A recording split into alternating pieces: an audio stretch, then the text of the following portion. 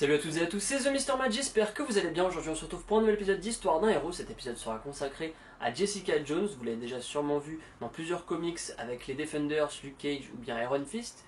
Ou alors dans la série Netflix que vous avez regardé sur Netflix du coup. Et elle apparaîtra bientôt dans les Defenders aussi, voilà. Donc j'espère que cette vidéo vous plaira. On se retrouve à la fin.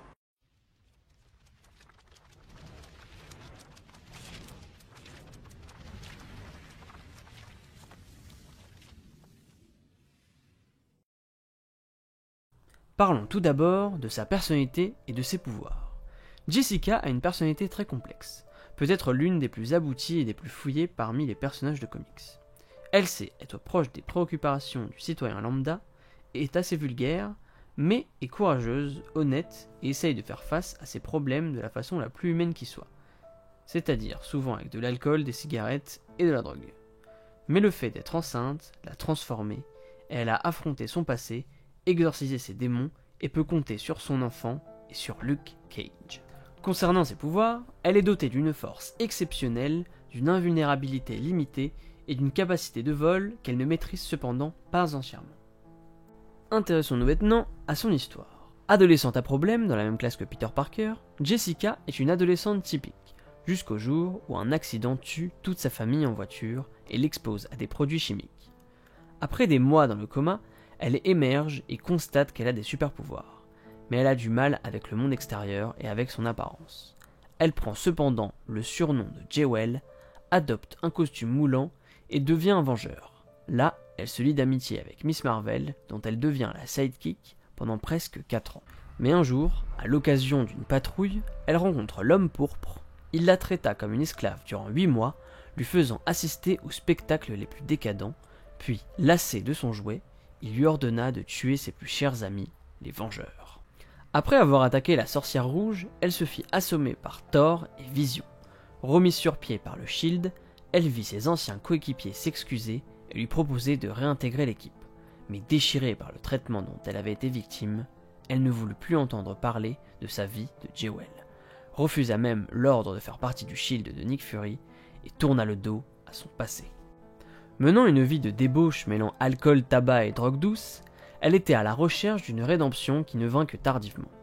Elle avait ouvert une agence de détectives privés, Alias, et traitait les grandes et les petites misères humaines. Mais un jour, à l'occasion d'une affaire, tout son passé la rattrape. Elle découvre l'identité civile de Captain America et résiste aux pressions conjuguées de la police, d'agents de l'État et d'hommes politiques au risque de sa propre vie. Il en va de son silence comme d'un pied de nez envers tous ces gens qu'elle déteste. Elle s'avoue à elle-même que ces héros qu'elle avait fréquentés étaient des gens bien et que son attitude actuelle vient surtout du fait qu'elle ne s'est pas sentie à la hauteur lorsqu'elle faisait partie de leur groupe. C'est pourtant le même Capitaine America qui, une fois l'affaire réglée, la félicite et loue son attitude que peu auraient eu. Il ajoute ce que Jessica va désormais souvent entendre, qu'elle s'est sous-estimée en tant que super-héroïne. Elle a alors adopté le costume et l'identité de Nightress avec un masque et a fait brièvement partie de Hero Halloween où elle tomba amoureuse de Luke Cage.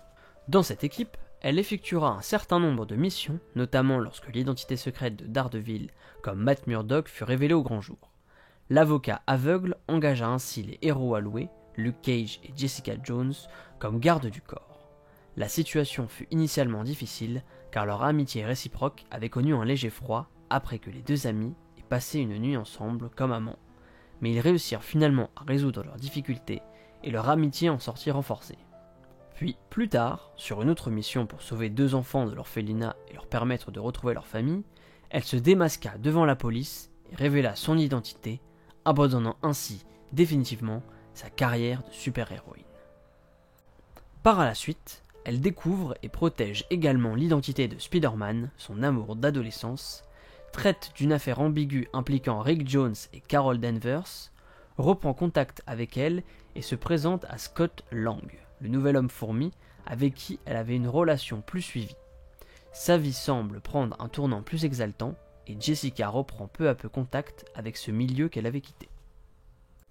Mais sa terreur revient lorsqu'un groupe de parents de victimes de l'homme pourpre lui demande de faire avouer les crimes que ce dernier n'a jamais avoués.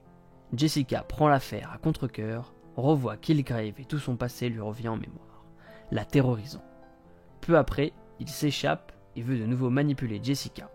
Mal lui en prend, car Jessica a été guérie de l'influence du bandit après ses ennuis par la sorcière rouge.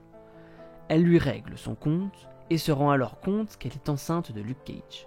En ayant fini avec ses démons, elle quitta Scott Lang, puis s'installa avec Luke et se consacre alors à sa grossesse, les médecins lui ayant prédit qu'elle aurait un enfant doté de super pouvoirs. Mais la réputation de Jessica est désormais faite. Elle se voit proposer un poste au Daily Bugle par Jonah Jameson afin de couvrir les affaires concernant les super-héros. Elle accepte et se trouve ainsi à l'abri du besoin, d'autant plus que Luke rentre alors chez les Nouveaux Vengeurs. Depuis, elle est régulièrement en lien avec des super-héros de toutes sortes. Elle a une place de médiateur privilégié en tant que civile et est désormais une figure incontournable dans le milieu. Elle accoucha plus tard d'une petite fille, sous les bons auspices du Docteur Strange. Luke l'a alors demandé en mariage, et après réflexion, elle a accepté, et ils se sont mariés. Ils ne profitèrent pas longtemps de leur bonheur, car la guerre civile entre les super-héros dans laquelle Cage a rejoint les Vengeurs secrets de Captain America a fait que Jessica, pour plus de sûreté, a rejoint le Canada. Elle observe les événements et tremble pour son mari, dont elle est cependant très fière. Finalement, Jessica rejoint son mari avec leur fille, dans la résidence de Strange. Encore une fois, son couple est mis à mal par les activités des Nouveaux Vengeurs. Lorsque ceux-ci, lors d'une mission de sauvetage d'Echo au Japon, découvrent qu'Electra est en réalité un Skrull. La paranoïa s'installe alors dans l'équipe, mais aussi dans son couple. Peu après, Jessica quitte Luke après l'attaque du gang de Hood au QG des Nouveaux Vengeurs. Ne s'y sentant plus en sécurité, elle a rejoint la tour Stark après s'être fait recenser. Cette situation a d'ailleurs provoqué une sérieuse dispute de la part de son mari, qui n'a pas supporté que sa femme lui fasse du chantage pour qu'il se fasse recenser, sous peine de ne plus jamais revoir sa fille. Durant la saga World War Hulk, elle reprit le costume de Nightress en quittant la tour Stark avec son bébé, juste avant que Iron Man n'envoie Hulkbuster à travers l'immeuble, faisant s'effondrer ce dernier. Sous le costume de Nightress, elle reviendra aider Daredevil, Moon Knight, Spider-Man, La Chose et Miss Hulk à finir à faire évacuer Manhattan, puis disparaîtra. On la retrouve plus tard, de nouveau installée au Canada avec sa fille. En revenant chez elle, après avoir fait les courses, Jessica se fait agresser par des Skrulls qui souhaitent l'enlever afin de la remplacer par un des leurs. Elle en vient à bout assez facilement avant d'être vaincue par un War Skrull, Skrull ayant subi une génothérapie afin de développer les pouvoirs de plusieurs super-héros terriens comme le Super Skrull. Intervient alors Hyperion qui la sauve en abattant impitoyablement le War Skrull. Suite à une discussion avec Jessica, il prend conscience que la Terre est menacée par une invasion Skrull et en déduit qu'une armada est déjà en route pour épauler les Skrulls infiltrés. Après avoir déposé Jessica et sa fille à la tour Stark, encore en reconstruction depuis le combat contre Hulk, il part dans l'espace intercepter la flotte Skrull afin de gagner du temps aux héros de la Terre. Espérant être plus à l'abri dans la tour des puissants Vengeurs qu'au Canada, Jessica reprend malgré tout contact avec Luke Cage afin de faire la paix et s'assurer que ses sentiments à son égard étaient toujours réciproques. Elle en profita pour lui annoncer que l'invasion des Skrulls qu'il craignait tant était imminente, et lui donna les plans de sécurité de la tour Stark. Cela permit à Luke et à ses nouveaux Vengeurs, grâce à la cape, de voler une navette des puissants Vengeurs afin d'aller en terre sauvage enquêter sur une navette éclaireur Skrull qui s'y était écrasée.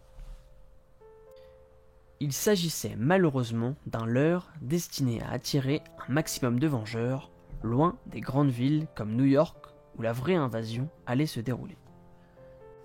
Quand les Vengeurs en terre sauvage se rendent compte de leur erreur, ils rappliquent tous à New York pour la grande baston. Pendant ce temps, Jessica laisse son bébé à Jarvis afin d'aller aider son mari durant la bataille.